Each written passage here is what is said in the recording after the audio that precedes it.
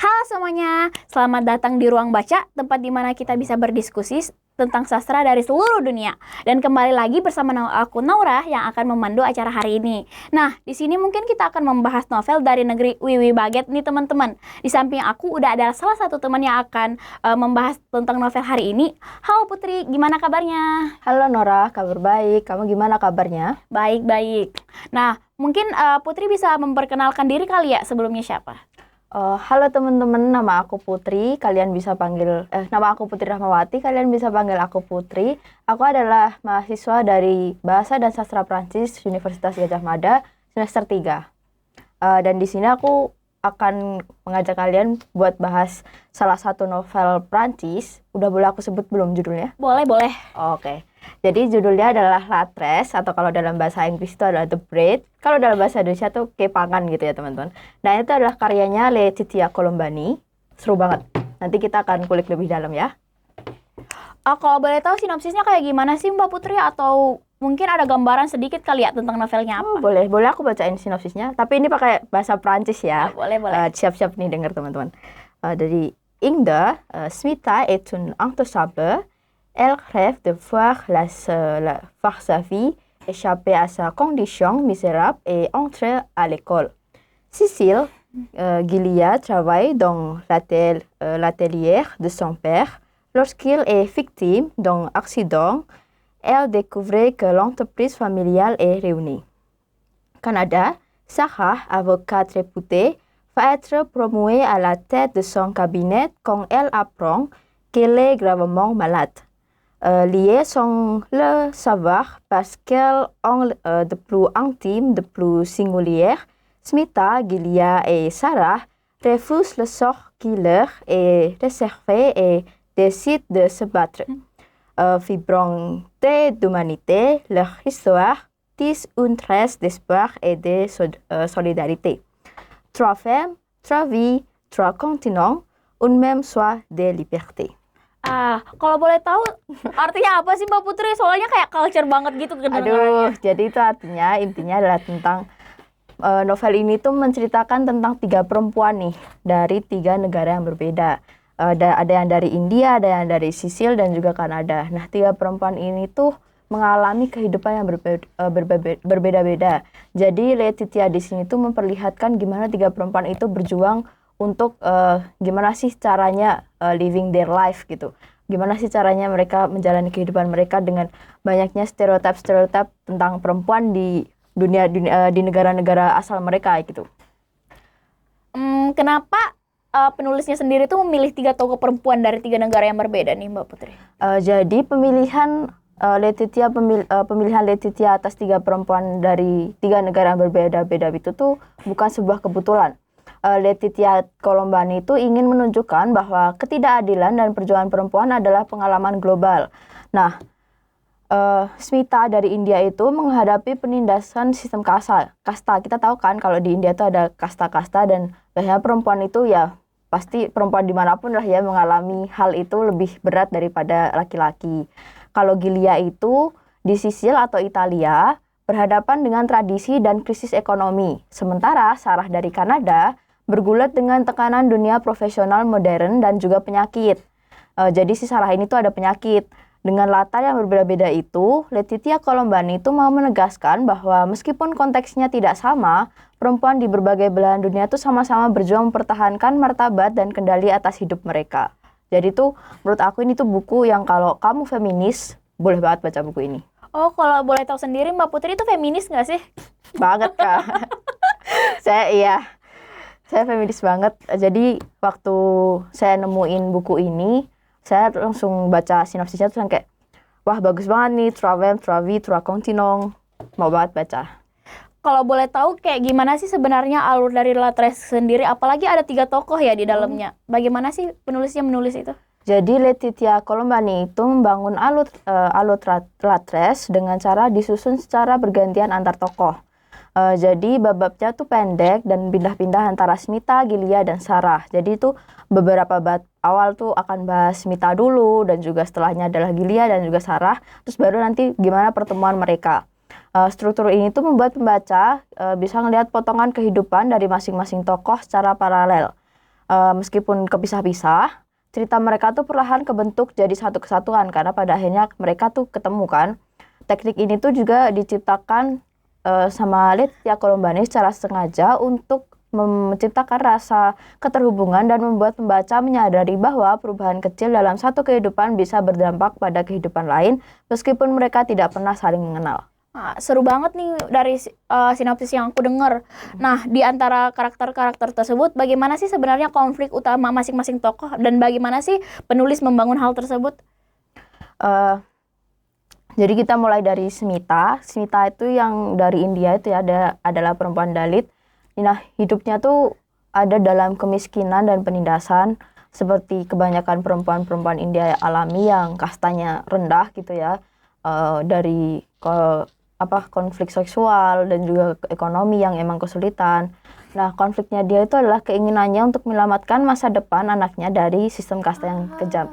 Jadi dia tuh perempuan yang ingin perubahan. Dia adalah perempuan yang melawan. Hidup perempuan melawan. Dan Gilia sendiri adalah perempuan muda dari Sisilia atau Itali yang harus menghadapi runtuhnya usaha keluarga dan tekanan tradisi patriarkal. Seru banget tuh. Konfliknya tuh terletak pada pilihan antara menghidupi norma lama atau menciptakan jalan hidupnya sendiri. Kalau Sarah sendiri, itu dia adalah pengacara sukses sebenarnya yang identitasnya sangat bergantung pada karir. Jadi dia wanita karir yang kayak karir child free, bodo amat deh sama laki-laki. Nah, konfliknya sendiri adalah muncul ketika kanker memaksanya menghadapi kerentanan tubuh dan rasa kehilangan kendali atas hidupnya. Jadi kalau Smita karena dari awal emang lahir miskin dan dia ingin adanya perubahan, dia tidak ingin anaknya merasakan kemiskinan struktural itu dan juga ingin menghapuskan kasta. Kalau Gilia itu tidak suka dengan tradisi patriarkal di keluarganya. Nah, sedangkan Sarah tuh harus bergelut dengan penyakitnya. Oh, jadi di antara 3 karakter ini yang paling sering di-mention ataupun paling sering dibahas di buku ini sebenarnya yang mana sih, Mbak? Sebenarnya rata sih ya. Letitia itu adil dalam membagi antara 3 karakternya ini. Jadi emang di awal bahasnya Smita dulu, dikenalin gimana sih kulturnya India juga dan gimana Smita menghadapi hal itu. Terus habis itu setelahnya bab selanjutnya membahas Gilia dan setelahnya adalah Sarah.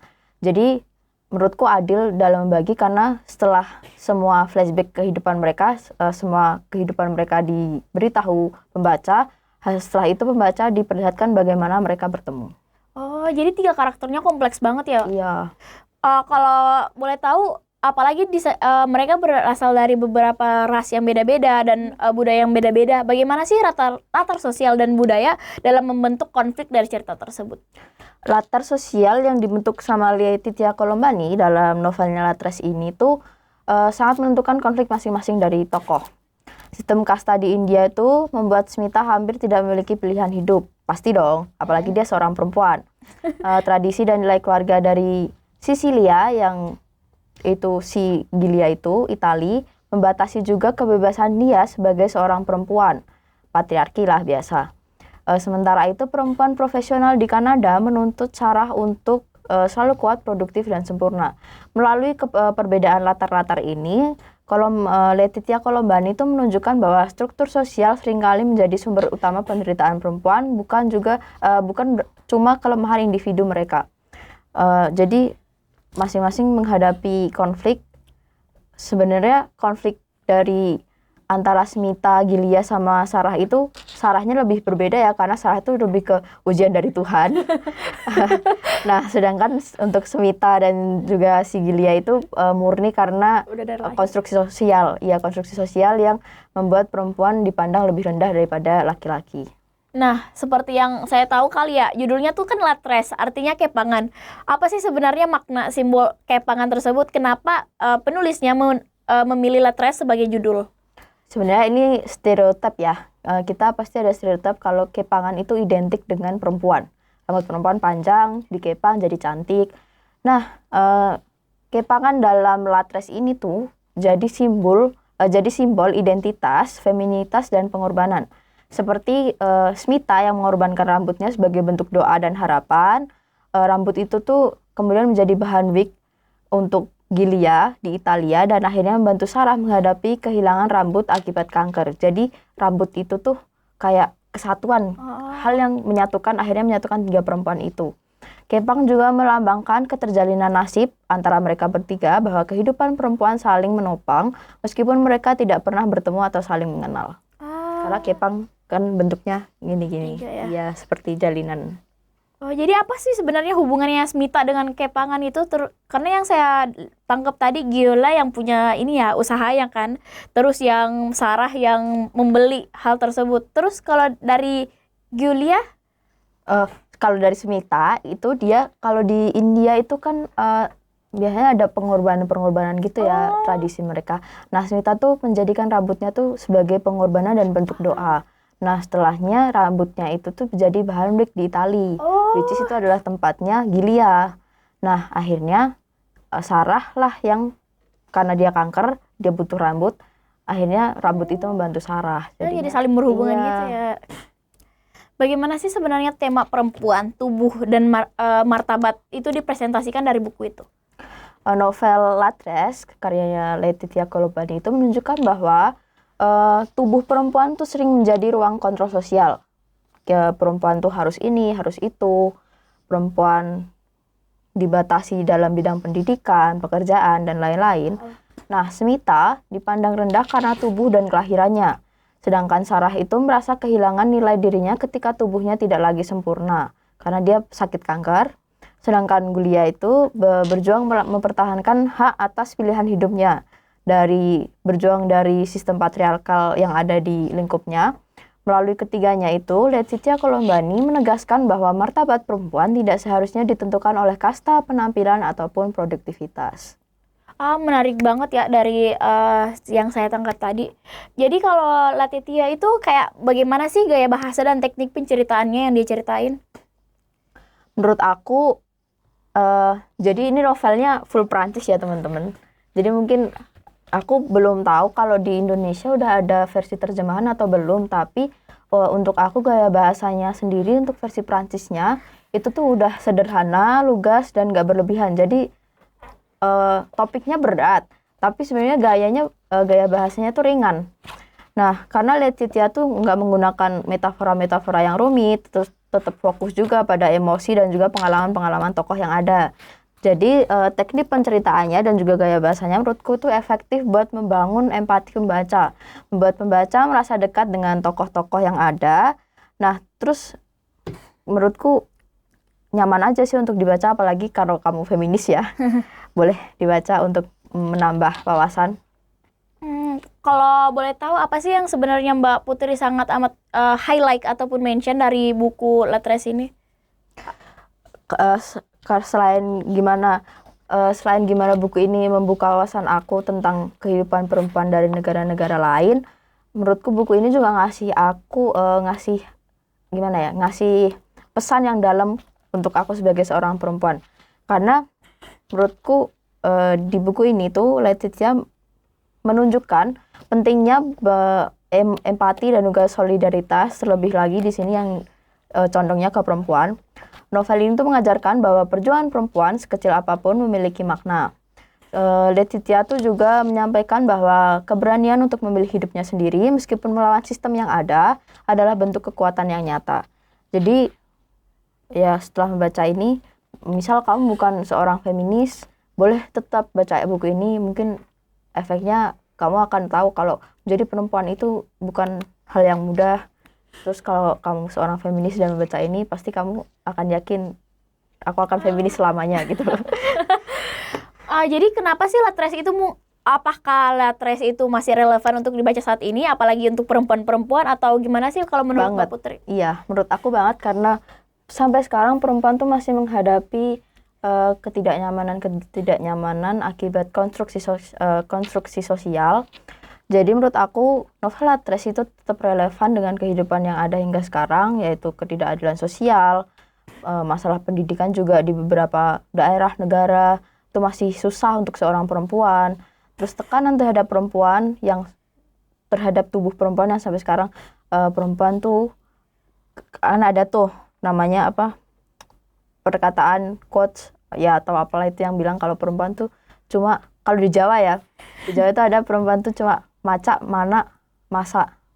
Nah, itu Apa artinya maca itu dandan, mana itu beranak, masa itu masak. Ya, jadi konstruksi sosial tuh melahirkan adanya stereotip bahwa perempuan tuh hanya 3 hal itu, tidak lebih dari itu. Jadi kayak ngapain sih kamu belajar, ngapain sih kamu sekolah tinggi-tinggi, ngapain kamu kerja, kalau pada akhirnya kamu juga cuma akan memasak, beranak dan juga berdandan. Nah, Baik. apalagi di era sekarang, menurut aku buku ini harus dibaca karena sekarang feminisitas juga lagi tinggi kan, jadi bisa nih untuk memberitahu orang-orang lebih luas tentang perempuan, perjuangan perempuan, gimana perempuan tuh berjuang untuk mendapatkan pengakuan, untuk mendapatkan kesetaraan. Jadi menurut aku ya masih relevan sekali. Baik, ada lagi yang mau disampaikan Mbak Putri mungkin? Ada. Novel ini tuh belum lama ya guys terbitnya. Ini terbitnya baru 2017 tahun 2000. baru ya? Iya, novel baru. Terus aku tuh mau kasih lihat. Duh, sebentar ya. Boleh.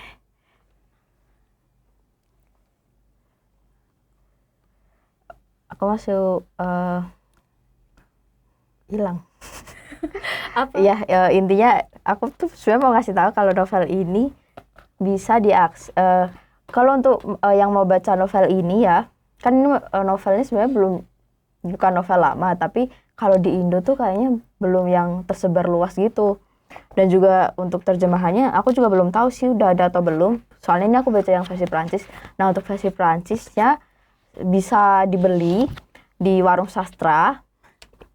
Itu adalah sebuah tempat makan gitu, tempat makan tapi banyak bukunya, lengkap banget bukunya. Dan itu milik salah satu dosen saya di UGM ya. Sekarang beliau lagi menempuh pendidikan S3 di Prancis.